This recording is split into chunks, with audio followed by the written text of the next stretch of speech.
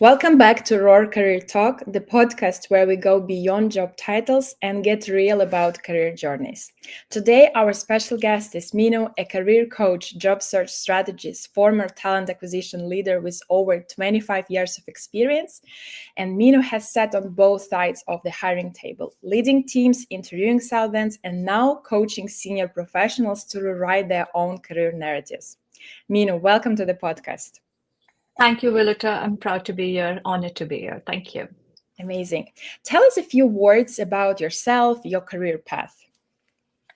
Sure. So it's a long journey, 20 plus years, 3 continents, 7 career transitions. And very interesting journey. So I'm someone who started out as a banker, became a business consultant, became a HR leader at Hewitt, talent acquisition leader, hiring across 12 countries, leading talent acquisition for the entire country, entrepreneur, and many more. Wow. So, yes, a long journey. I now work with professionals. I mentor them and I help them go over the career turbulations and get the roles that they are targeting. Wow, fantastic. That's impressive. 7 career pivots. That's awesome, honestly. So, in today's episode, we will be diving deep into something a lot of professionals are struggling with. It's like rebuilding, pivoting, repositioning yourself in the job market, especially after the career pause or major career shift. So whether you're returning to work after time away or switching industries or feeling stuck in a role that no longer fits for you, probably this conversation will be definitely for you. Okay, Meenu, before we dive deep into the questions, so let's do a quick icebreaker, a little blitz round. So I will ask you some questions and you will try to reply in one or two few words. Okay. Great. If your career journey were a movie, what genre would it be? Action. Action. Wow. Fantastic. What's one thing you always carried in your purse, no matter the season? My story. Story. Wow. Super cool. Your go-to comfort food when you need a rest? Ice cream. Ice cream. Wow. Love it. What flavor? Chocolate. Chocolate. Yeah, let's go. Who inspires you more, a bold risk taker or a quiet strategist? I've always believed in action, a bold risk taker. Yay, bold risk taker. Okay. Dream vacation, mountains, city, or beach? Beach. Beach. Okay. What's something small that makes you feel grounded no matter how busy life gets? My book, my diary, where I write every day. Wow, amazing. That's super cool. Okay, great. So let's start with our questions for today. And the theme would be the first theme or like topic of the podcast would be rebuilding after pause. So for professionals with career gap who are re-entering the job market, right? So how do you explain a significant career gap without sounding defensive or too much apologetic during the interviews? What are your top tips for that? Sure. So a career gap, as always, has to be shown as purposeful, right? So most of the times we are apologetic about the career and the breaks that we take. So I think that's the most important thing. We need to be proud of our own story. We need to own it and we need to showcase it because life happens, right? And so do careers, right? So we start out by expecting the career track to be a straight line going onwards and upwards, but it doesn't work out that way, right? So we have to look at building a career portfolio which is diverse, which is, and you're proud of it, right? So, and that's what I encourage my mentees to do, right? So to build their career portfolios, don't look at these gaps as gaps because you're learning something, you're picking up something, right? So that's more important. Nice. Love this advice that you need to build a career portfolio and always look back at what you already did, right? And leverage your past experience. Absolutely. Nice. So among the different like types of career pauses, because there are a lot, right? Like health breaks, caregiving, educational, sabbaticals. So do you think professionals should position themselves differently during interviews, depending on the time of the gap, on the type, and how much detail is appropriate to share when explaining it? Sure. So I think I have a strategy. My strategy is always to connect the dots between what you've done and what you're wanting to do, right? So as long as you're doing that with or without a break, that's most important. So many of us, when they come for interviews, right? And I've been a leadership recruiter at Accenture and many other organizations while hiring across the world. I always find they tell the entire story, right? And they assume the recruiter to pick out the parts which are relevant to the roles that they're hiring for, right? Mhm. No, don't leave it for the recruiter's discretion to pick out parts of your story which are relevant to the role, right? They will not do that. So Mhm. you have to connect your own dots. You have to kind of connect it to the roles that you're targeting and express it, right? So, and especially when it comes to career gaps, right? So there's always things that you've done, right? If you're relocating, if you're caregiving, you always are on a lookout to kind of upskill. There's always opportunities in these gaps, right? So that's something, the impact, the value creation is something that you bring to the fore and be proud of these gaps, right? So you don't have to be apologetic about these gaps, Mhm. right? So that's how you kind of weave the story, show them as purposeful, right? So don't show them as gaps, show them as intentional, purposeful breaks that you took to kind of maybe upskill yourself or whatever be the reason, right? So as long as you're proud of your story, you're owning it, that's the energy that you pass on to the recruiters and the hiring manager. And I totally believe this. Right, right, right. No, that's really great, because I was personally myself in this situation where I had some like career gap in my professional story. It was around like 6 months. It was related to some like family issues, and I didn't even have much time to do those like upskilling or like rebuilding my skills or like rebuilding my story. And I was a little bit lost during the like job interviews, how to position myself correctly and understand, like explain myself in that gap, like what really happened. And for me it was like really hard to understand, like, okay, how much in detail should I go and cover that story? And at some point I thought that, okay, maybe like recruiter will look through my resume and understand that, okay, I still have experience, right, I'm a great professional. But that was a mistake, right? Because I thought that, as you mentioned, that they won't be like making up the story for us. They won't be finding those details, why we like were in the gap, right? Why we had like 6 months of pause, for example, right? And that was my mistake at that time. So for everyone who's listening, like, do not skip that part. Do not ignore your career gap. Like, always like try to explain, not much in detail, but as Meenu mentioned, connect the dots. What For what experience you already had, your current job description for the company, that for the role you are interviewing for, right? So connect those dots and try to focus basically on what you already did rather than on your gap, right? Okay. Absolutely. Nice, nice. Okay, and how do you rebuild that professional confidence after the long pause when it feels like your skills and industry knowledge have become outdated? Sure. So even if you're working full time, right? So the industry is changing. There's so much dynamics, right? So you still have to kind of run to keep up to it, right? And especially if it's a gap, yes, you have to invest in yourself in terms of low risk settings, I would say, like kind of make efforts in small, low risk settings. And start by reconnecting with your past colleagues because that's a safe spot. Attend podcasts like these, join mentoring platforms, get on LinkedIn, see what others are writing about, start putting out your story, do online courses. There's tons of available, right? LinkedIn courses is good. There's a lot of lots of websites for these online courses as well, right? So low risk settings, try to take up a contract role, get the confidence, step by step, get back. Mm-hmm. Yeah, yeah, love it. And also, I really appreciate that advice for about like connect with your past colleagues, right? We underestimate their powerful role in our careers, right? So sometimes we just, move between the roles, finish this job, jump into another one, and might forget the people we worked with. So never do that. Still connect with them, send a few messages, right?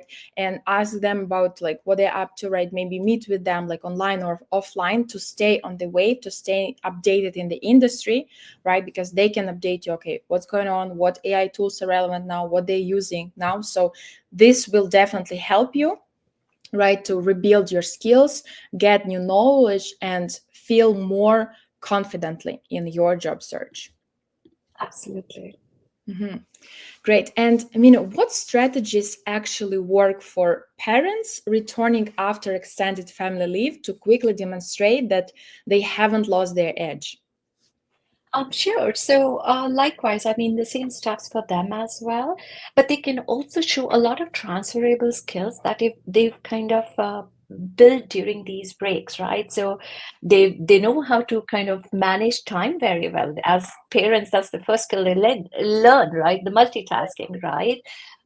They must, I'm sure they're volunteering somewhere, someplace, so they kind of build on that experience, right? So talk about more the transferable skills that they picked up during these career breaks, right? So whether it is leadership in running some voluntary fund or at the school events if they've been organizing anything, then kind of also use this opportunity to maybe upskill themselves, reach out to their ex-colleagues, join mentoring platforms, be active on LinkedIn, reach out to people for informational interviews. You'll be surprised, Violeta. It's just a matter of making that initial step, right? So even if writing on LinkedIn, I think just a day back, I wrote about writing on LinkedIn. So don't assume everything's going to be perfect, right? It can bring your authentic self out there, right? So being a parent is such a great thing in the world, right? And you have to be proud of that, bring it to the fore.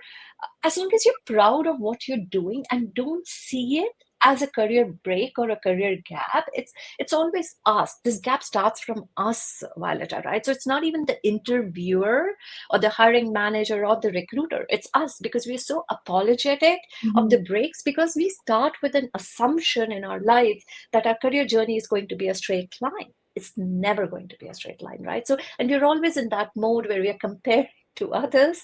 Okay, so yeah, so we have to kind of refrain from getting into those areas, be proud of who we are, what we bring to the table, right? So, and showcase that, right? And that's the energy, the positivity that we'll communicate to the hiring managers and the recruiters.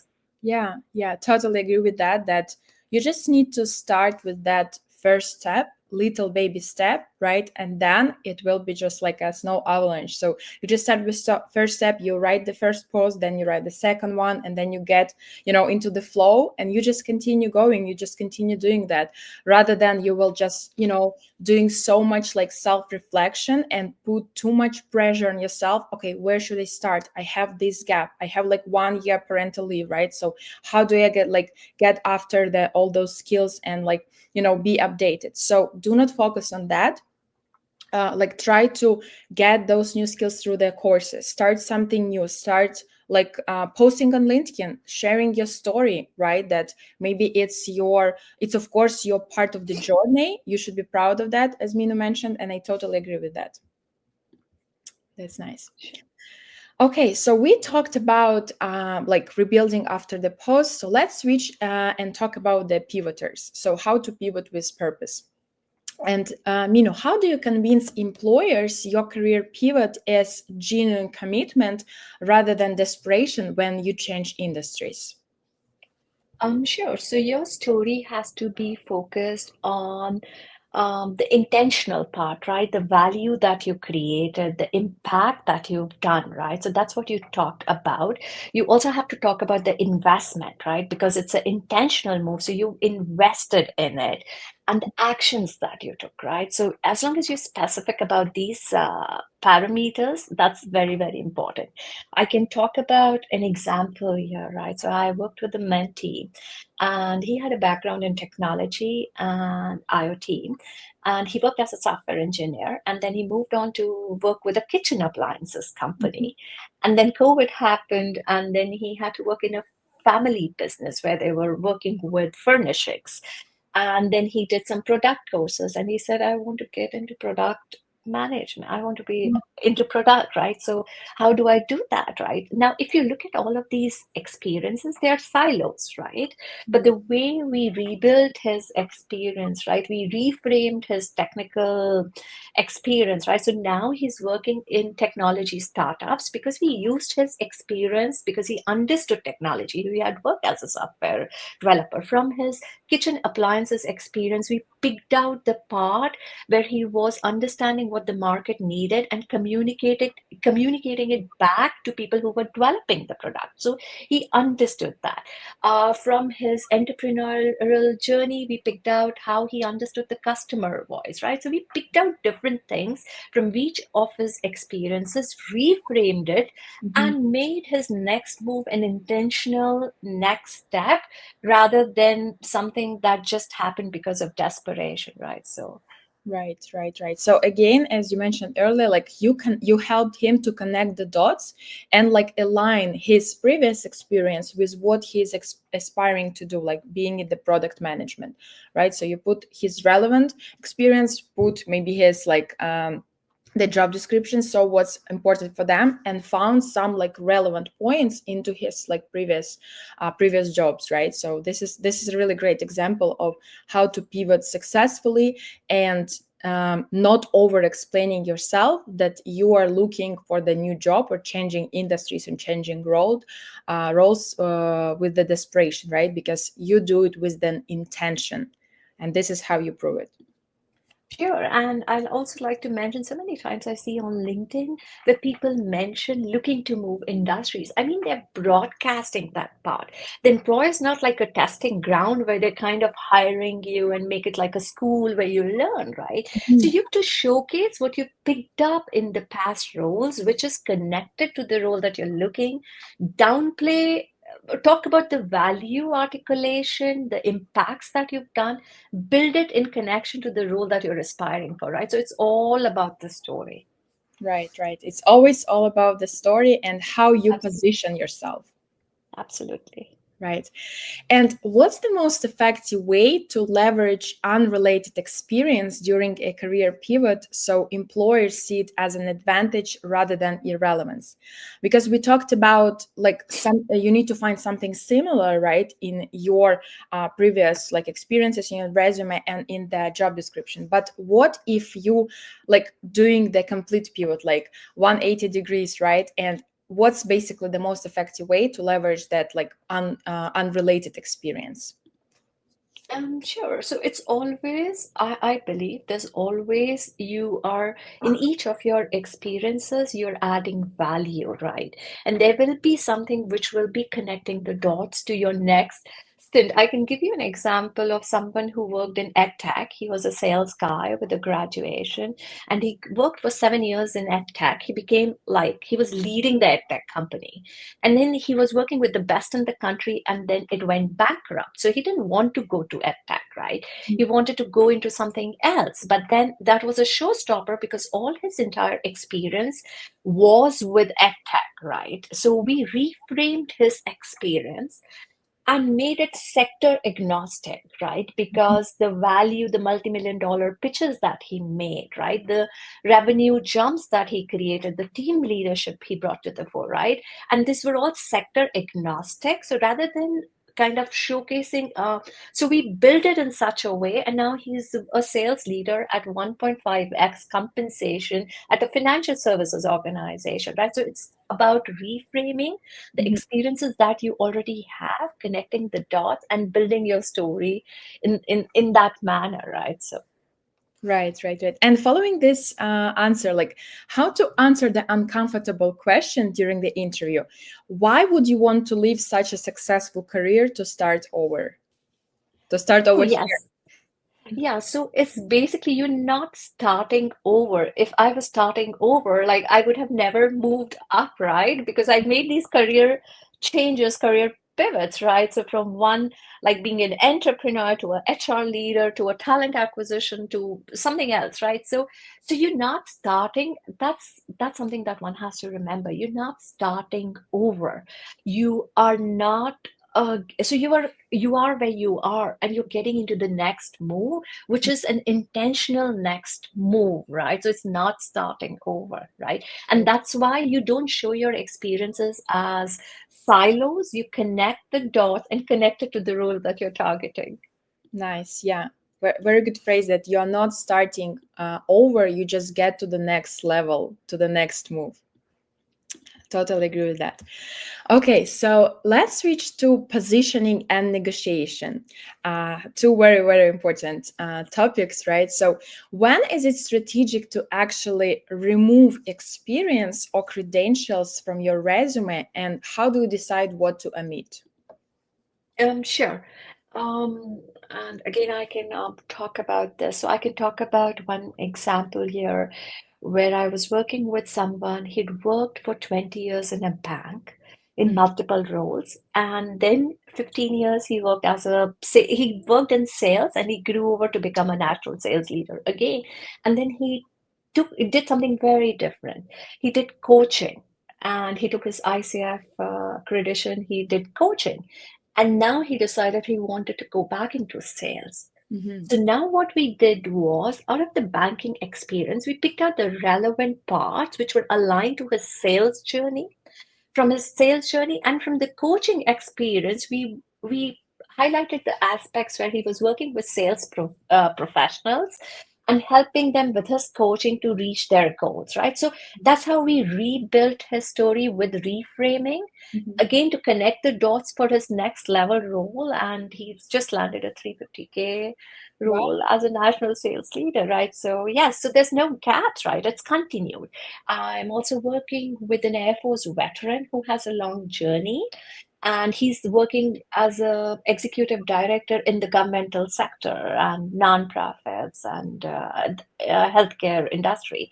So with him, we are only taking the aspect of ethics from the veteran aspect of his journey, and then we are kind of building his story, right? So we're downplaying that experience other than the ethics and the leadership aspect from there, right? So it depends case to case, but what is always important in pivots and otherwise is to be able to tell your story selectively. Mhm. That's a skill which is an acquired skill, because if you I can tell you, as a recruiter, right? I've always heard these long stories and I get lost, right? Because Right. people don't know how to kind of selectively tell the parts Mhm. which connect the dots, right? So you have to, with pivots, without pivots, you have to learn that skill of telling your story selectively and in a manner which is aligned to the roles that you're targeting, right? So, Right. Right. Super valuable advice here that rather than just like omit or remove some of the experience from your resume, you can rebuild your experience, right, and find the most relevant part of your past experience and include that in your resume. So you don't need to list like all of your 10 pages of the resume just to get the hiring manager or recruiter lost and completely tired of your resume, right? So you better like pick the those cherries on the top from each of your like bullet points from each of your experience, rephrase it and rebuild basically your experience and include the most relevant parts in the resume. That's absolutely. perfect. And okay, so what percentage of your previous salary should you realistically be prepared to sacrifice during a comeback, and how do you negotiate to minimize the gap? Sure. So I don't believe in taking salary cuts, but what I also believe is in being pragmatic and also confident. So you have to kind of look at the entire picture in totality and not just compare the base numbers, right? So if you don't compare base numbers to base numbers, look at the total compensation, look at other parameters, right? So I can talk about an example where someone took 15% step down on the base numbers, but what she negotiated in was remote working, which Mhm. gave her flexibility. She also negotiated a salary revision in 6 months, so which gave her time. She negotiated a mentoring budget so she could upskill during that period, right? So you have to kind of look at the entire picture and not just like a number to a number comparison, right? So, yes. Perfect. Otherwise, people like me who pivot so many times will never grow in compensation, correct? Mhm. Yeah. It's really cool advice that, like, don't look just at the numbers, right? Negotiate other things. Maybe you can negotiate vacations and take, instead of like 2 weeks, like 3 weeks, right? You can negotiate the work mode. I think if you like, it's better maybe to less a little bit, like to earn a little bit less but have remote conditions. Then you just save on the commuting time and you just win like 2 hours per day for yourself, right, to spend on like your hobbies or sport or whatever, right? So just look at the whole picture, right, and pick what's important for you, because it's not always just about the numbers. Absolutely. Agree. Okay, great. And what are the common mistakes that comeback professionals make when trying to re-enter the workforce or pivot industries, from your professional experience, Mino? Sure. So I think what I see majorly happening is people try to fit in rather than standing out, right? Mhm. And that's what is not right. You have to own your story, be proud of it, and showcase it. And I keep on saying it so many times I just because keep saying. I totally believe it, right? You don't have to Yeah. downplay. You bring in a lot. You bring in that resilience, right? And that's what you bring to the fore, right? So be proud of what you bring in, learn to stand out, share it, showcase it, right? And rather than kind of downplay it, amplify it, right? So, yes, own your story, share it, be proud of it. Nice. What a beautiful note here, right? So be proud of your story, share it with others, right? Don't just stay like silent about your professional experience, professional story. Go out there, start maybe a blog, start posting on LinkedIn, right? Start sharing that wisdom with others, and I'm sure that you'll find the same professionals like you that will connect with you and say like, "Thank you for posting this," right? You inspired me. So that's super cool. Okay, Mino, thank you so much for joining me and bringing such honesty, depth, and actionable wisdom to this conversation. Thank you very much. Thanks for having me here. I appreciate it. Thank you. Amazing. And to all our listeners, if something Mino said resonated with you, send her message, follow her on LinkedIn. And if you love this episode, please like, subscribe, share, and leave us a quick review. We've got more inspiring guests and real career talk coming soon. Until the next time, keep building a career that's unapologetically yours.